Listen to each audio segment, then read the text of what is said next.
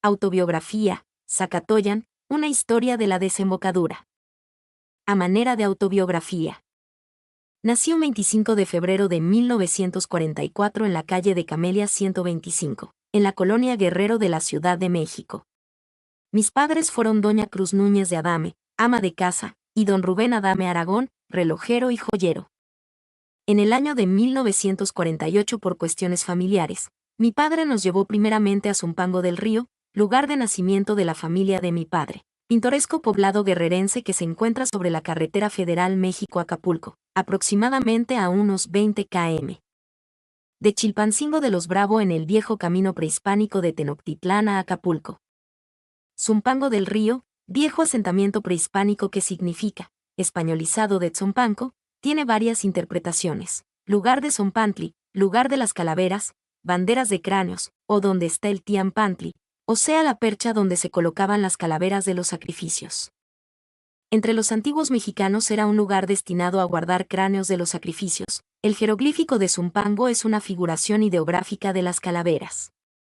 Baloy Mayo, 1999, 213. La mayoría de los viejos pobladores, fundadores de esta comunidad, eran familia de mi abuelo paterno. Por lo tanto, don Rubén llegó a ese lugar invitado por una de sus tías, doña Victoria Adame, para que le ayudáramos en el cuidado de su restaurante, de su rancho y de su ganado. Poco tiempo después, mi padre y mi madre decidieron continuar con el negocio de la relojería y joyería en la capital del estado. En esa apacible ciudad capital, rincón histórico del sur y obligado paso a la Mar del Sur, la familia aumentó con 3 varones y 5 mujeres más, completando una familia de 11 personas. Chilpancingo, españolizado de Chilpancingo, tiene varias definiciones, de las que se aceptan 2. 1. En el pequeño avispero. 2. Lugar de banderitas rojas. Etimología: chilpan igual a avispa, sin igual a diminutivo, o chilpan sin cierta florecilla en forma de bandera roja, de una planta desaparecida. De 1949 hasta 1964, este servidor de ustedes siguió una vida normal dentro de una familia formal en la capital guerrerense. Mis padres, al llegar a Chilpancingo de los Bravo, trabajaron muy duro para poder mejorar económicamente. Poco a poco, aparte del trabajo de la relojería, mi padre se dedicó a la compra y venta de antigüedades, a la fotografía y, por supuesto, a participar en actividades sociales y políticas del municipio. Gracias a ese esfuerzo, pudieron darnos lo mejor. Por mi parte, estudié la educación primaria en escuelas federales, del estado y hasta en la escuelita para hijos del ejército, ubicada frente a las instalaciones militares de la capital guerrerense y dirigida por una tía de mi padre.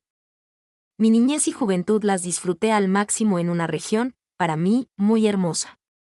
La educación secundaria la cursé en el viejo Colegio del Estado, actualmente Universidad Autónoma de Guerrero, siguiendo mis estudios en la escuela normal, dependiente del mismo colegio.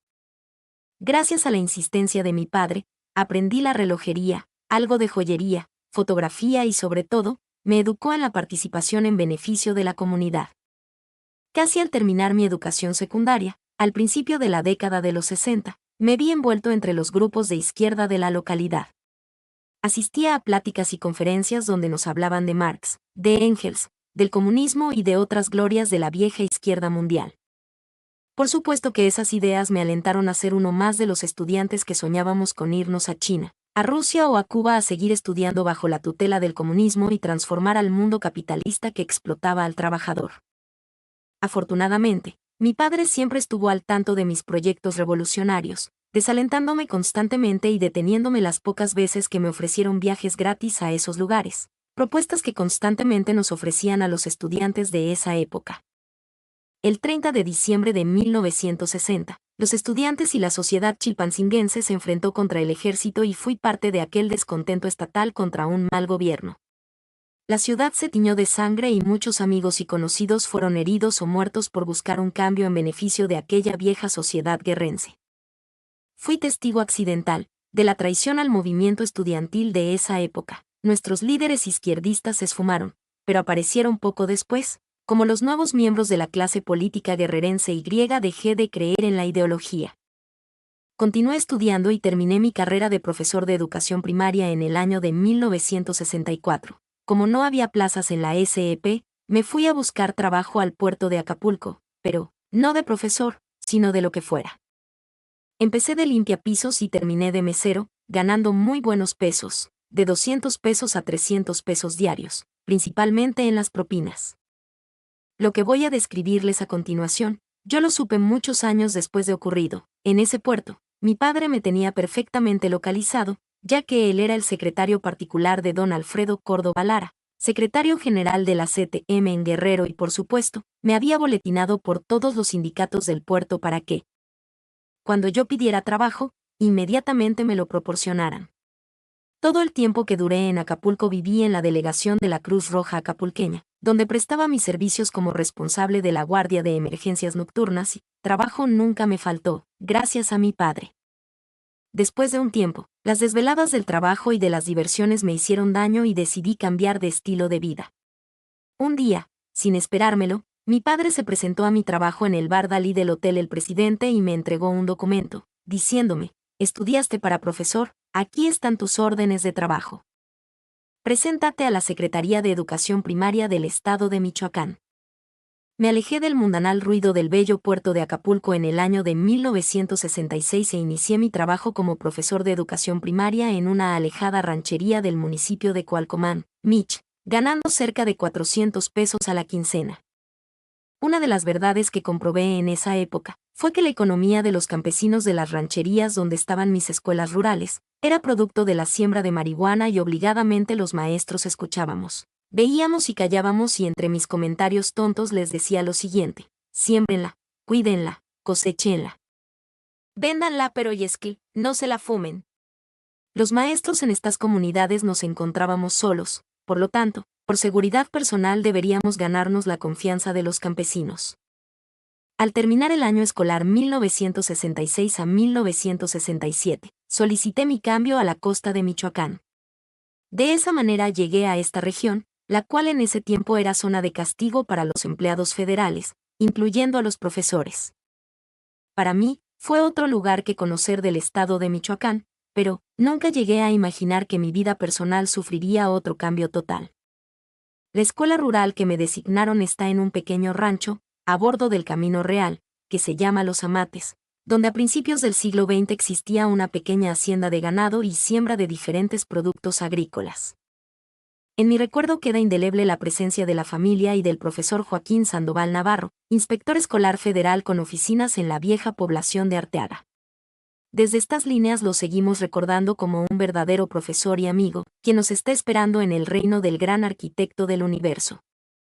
Después de trabajar en la escuelita de Los Amates, se me cambió de adscripción a la escuela de Caleta de Campos, Bahía Bufadero.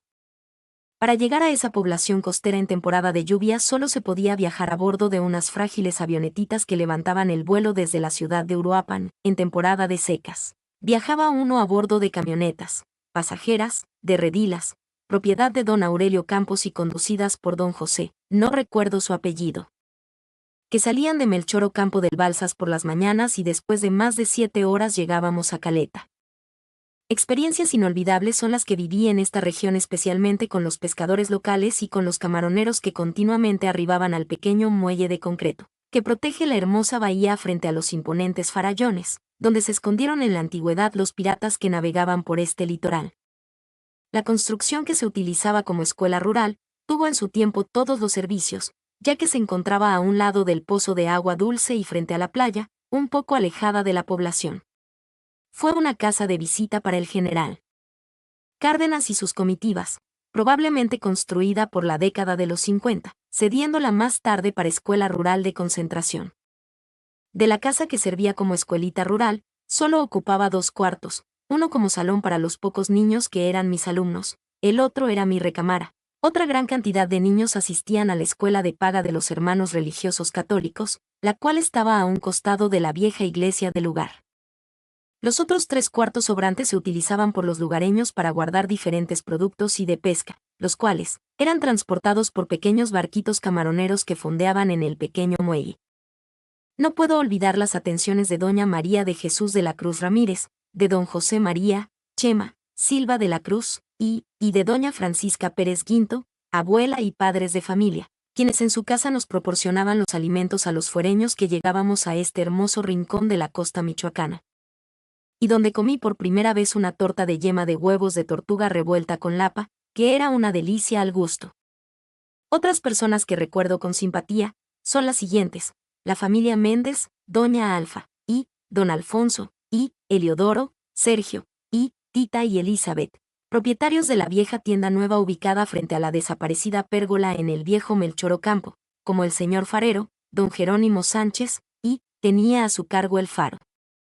Su esposa doña María Lán y su hijo Roberto Sánchez Lán, el pescador, que de cariño le decíamos Viruta, un fantástico buceador local de piel de color extremadamente oscuro y serio, que casi diariamente por la mañana me llevaba a mi cuarto de la escuelita rural 1 o 2 ejemplares de almejas reinas, rojas y de un tamaño bastante grande, las cuales me cocinaban en el lugar donde me daban mis alimentos. En la actualidad este señor y buen amigo es el tripulante de algunas embarcaciones de Televisa en el puerto de Zihuatanejo, conservándose joven a pesar de sus años.